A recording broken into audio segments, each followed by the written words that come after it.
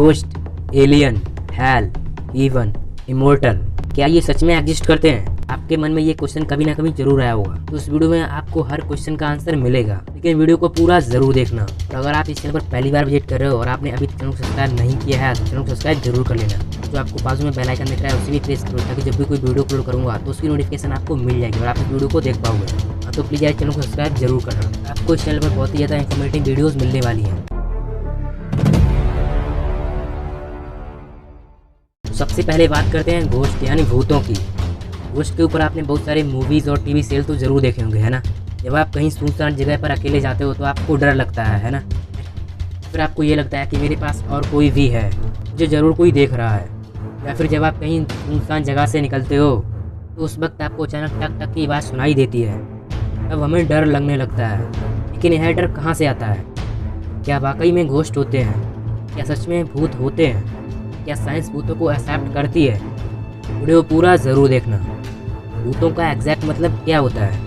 भूतों का मतलब होता है मरे हुए लोगों की आत्मा, यानी वो एनर्जी जो मरने से पहले शरीर में मौजूद होती है और मर जाने के बाद शरीर से बाहर हो जाती है। वो लोग जिनकी मौत एक्सीडेंट, सुसाइड या फिर आत्महत्या से हुई होती है या फिर कोई सडन एक्सीडेंट से होती है, तो वो लोग भूत बनते हैं।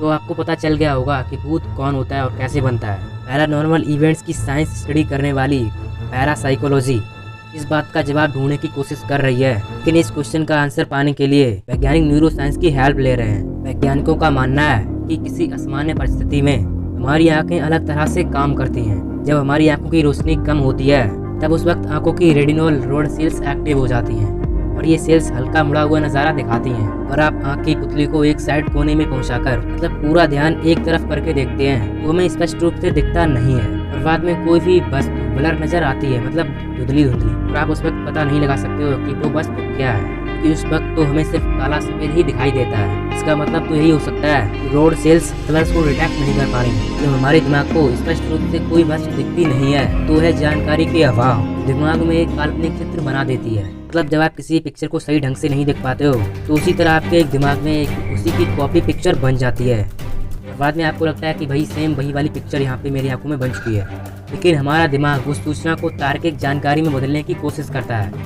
इसलिए हमें लगता है कि हमने कोई विचित्र चीज़ देख ली है, मतलब कोई विचित्र फोटो को देख लिया है या फिर कोई हमने विचित्र वस्तु देख ली है और उसे हम अपने मन से भूत मान लेते हैं कि अरे वो तो भूत था, भूत मैंने देख नहीं पाया, वो भूत था, काला सफेद कुछ भूत ही था। और बाद में आपको लगता है कि वो शायद भूत ही होगा और कुछ नहीं, बस भूत ही होगा। लेकिन विज्ञान भूतों को बिल्कुल भी स्वीकार नहीं करता है, विज्ञान भूतों को नहीं मानता है।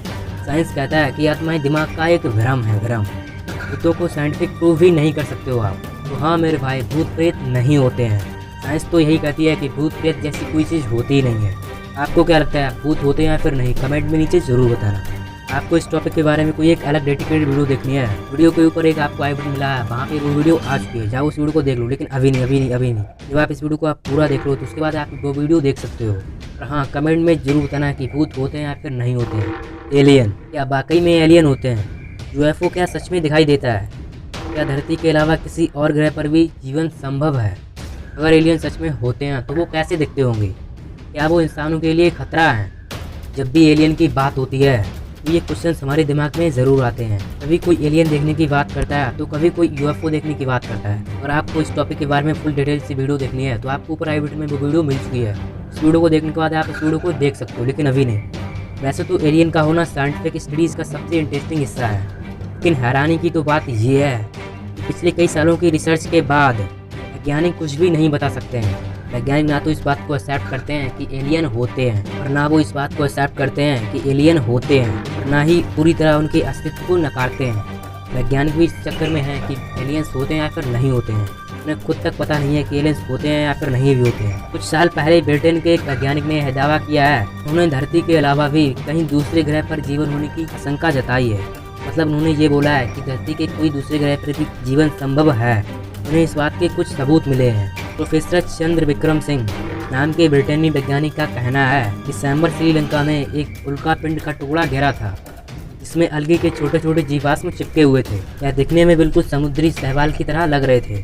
प्रोफेसर चंद्र का कहना है कि यह साफ प्रमाणित करता है कि इस ब्रह्मांड में हम अकेले नहीं हैं, मतलब हम लोगों के अलावा भी कोई जीव मौजूद जरूर है। द मिरर में पब्लिश रिपोर्ट के अनुसार विक्रम सिंह का दावा है उन्हें जो सबूत मिले हैं उनके अनुसार यह कहना गलत नहीं होगा कि अन्य ग्रहों पर भी जीवन संभव नहीं है। इस बात से ये साफ पता चलता है कि अन्य ग्रहों पर भी जीवन मौजूद है। जलते हुए उल्कापिंड के कई टुकड़े धरती पर गिरे हुए थे, तो उसमें लगभग 2 इंच चौड़ा हिस्सा श्रीलंका के एक सिटी में जिसका नाम कोलोनल रोवा था, जिस सिटी में उल्कापिंड गिरा था। जब गाँव वालों ने उस टुकड़े को देखा उसमें तब धुआं निकल रहा था। ब्रिटिश लेबोरेटरी के अंदर जब उस टुकड़े का परीक्षण किया गया तब उसमें जीवाश्म चिपके होने की बात सामने आई। इतना ही नहीं, परीक्षण में यह भी सामने आया कि आज से लाखों साल पहले डायनासोर्स के जीवाश्मों में से जो सूक्ष्म जीव मिले थे वैसे ही सूक्ष्म जीव उल्कापिंड के ऊपर पाए गए। मतलब जो उस उल्कापिंड के ऊपर कुछ जीवाश्म पाए गए थे और वही जीवाश्म पृथ्वी पर मौजूद डायनासोर के ऊपर पाए जाते थे। इस बात का सबूत ब्रिटिश लेबोरेटरी है। वैसे तो एलियन के बारे में बहुत सारे प्रूफ हैं, लेकिन कोई भी प्रूफ पक्का नहीं है जो कि इस बात को साबित कर सकें कि एलियन मौजूद हैं, एलियन होते हैं। एलियन होने का पक्का प्रूफ है, इस बात को कोई अभी तक नहीं खोज पाया है और ये बहुत ही बड़ी मिस्ट्री बनी हुई है। इस बात का कोई भी साइंटिफिक प्रूफ नहीं है कि एलियन मौजूद हैं। हेल एंड हेवन यानी स्वर्ग और नर्क। आपने कभी न कभी ये जरूर सोचा होगा कि मृत्यु के बाद कौन स्वर्ग जाता है और कौन नर्क में जाता है, लेकिन क्या आपके मन में ये कभी शंका आई है कि वास्तव में स्वर्ग या नर्क होते हैं? अगर हैं तो ब्रह्मांड में कहाँ पर हैं? स्वर्ग और नर्क क्या है? स्वर्ग में क्या सुविधाएं हैं? नर्क में कितना कष्ट होता है? ये बहुत सारे क्वेश्चंस आपके मन में आ रहे होंगे। कुछ लोग कहते हैं कि स्वर्ग में इंद्र, वरुण, सूर्य आदि देवता रहते हैं। पृथ्वी की सारी शुद्ध आत्माएं स्वर्ग में रहती हैं। स्वर्ग के अंदर आनंद ही आनंद होता है और सुख ही सुख होता है, और नर्क में पापियों को उनके पापों के अनुसार सजा यातनाएं दी जाती हैं। गरम गरम तेल की कढ़ाई में डाला जाता है, बिजली के शॉट लगाए जाते हैं और विभिन्न प्राणी दर्द से कराहते हैं और चिल्लाते रहते हैं। अगर मैं बोलूं स्वर्ग और नर्क, यही दृश्य हमारी आंखों के सामने आ जाता है। स्वर्ग और नर्क कहाँ पर है? कहा जाता है कि स्वर्ग ऊपर है और नर्क नीचे है, लेकिन अगर स्वर्ग अंतरिक्ष में है तो कहाँ पर है? लेकिन यदि स्वर्ग ऊपर अंतरिक्ष में कहीं पर है तो आज इसरो और नासा जैसी संस्थाओं द्वारा अंतरिक्ष में लाखों करोड़ों किलोमीटर तक यात्रा करते हैं, तो इन्हें कहीं तो स्वर्ग दिखता है ना। मतलब नासा और इसरो जैसी संस्थाएं लाखों करोड़ों मीटर तक यात्रा करती हैं ब्रह्मांड में, तो इन्हें कहीं ना कहीं स्वर्ग जरूर नजर आता अगर होता तो। ठीक उसी तरह जमीन के भीतर समुद्र के अंदर सैकड़ों फीट तक खुदाई करने पर भी आज तक कहीं नर्क नहीं मिला। मतलब अगर कहीं धरती के अंदर नर्क है तो कहीं ना कहीं जरूर मिलता है, इतनी खुदाई होने के बावजूद। अब सवाल यह आता है कि वास्तव में स्वर्ग और नर्क है ही नहीं, मतलब स्वर्ग और नर्क वास्तव में होते ही नहीं है। अब आप ये सोच रहे हैं अगर स्वर्ग और नर्क नहीं है तो हमारे प्राणों में इनकी कल्पना क्यों की गई है? मुझे लगता है इसके 2 रीजन हो सकते हैं, एक अच्छा और दूसरा बुरा। अच्छा कारण यह है कि स्वर्ग के सुख की काल्पनिक आशा और नर्क का डर लोगों को लुभाकर अच्छी मार्ग पर ले जाता है, लेकिन इसलिए ही धरती पर हर इंसान स्वर्ग के सुखों की कामना करता है। लेकिन स्वर्गवासी कोई नहीं होना चाहता, लेकिन वास्तव में स्वर्ग या नर्क है इसके बारे में किसी को कोई आइडिया नहीं है, और ये आज तक की सबसे बड़ी मिस्ट्री है। रिसर्च में ये बात साबित नहीं है कि स्वर्ग और नर्क एग्जिस्ट करते हैं, और अभी तक ये एक बहुत ही बड़ी मिस्ट्री बनी हुई है। तो इसके बारे में हम कुछ नहीं बोल सकते हैं, ये एग्जिस्ट करते हैं या फिर नहीं, मुझे नहीं इसके बारे में पता है। अब आपका लास्ट पॉइंट आता है और वो है इमोर्टैलिटी यानी अमरता। अमर अर्थात हम कभी ना मर सकें, मतलब जिस व्यक्ति की कभी मृत्यु ना हो और ना ही जन्म हो उसे अमर कहते हैं। हर व्यक्ति अपनी मृत्यु से डरता है और कोई नहीं चाहता कि वो अपने परिवार दोस्तों को छोड़कर कहीं जाए, और उनकी यही सोच अमर होने के सपने दिखाती है। लेकिन क्या अमर होना संभव है? लेकिन क्या अमर होना पॉसिबल है? अगर हाँ तो कैसे है? जब भी अमर होने की बात आती है तो सबसे पहले घटना जो मन में आती है और वो है समुद्र मंथन, क्योंकि समुद्र मंथन के दौरान समुद्र से एक कलश निकला था जिसे अमृत कलश कहा गया। कहा जाता है कि अमृत का बंटवारा देवताओं में हुआ और देवता लोग अमर हुए।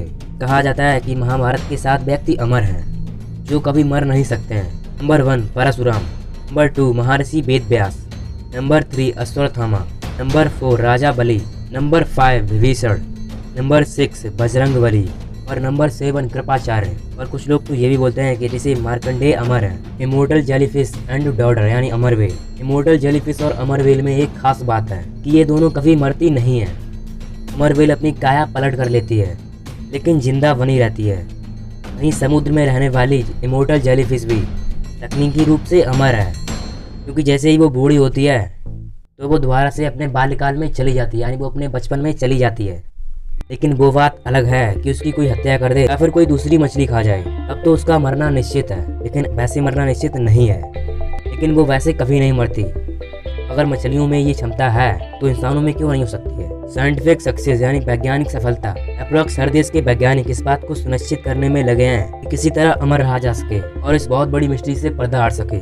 अभी पूरी तरह से तो सफलता नहीं मिलती है, लेकिन कुछ कंट्री का मानना है कि जंगलों में एक औषधि जिसका नाम जिंक्सिंग, उससे ऐसी गोलियां बनाई जा सकती हैं जो उम्र को स्टॉप कर देती हैं। मतलब अगर आपकी एज अभी 15 ईयर है तो हमेशा 15 ईयर एज ही रहेगी।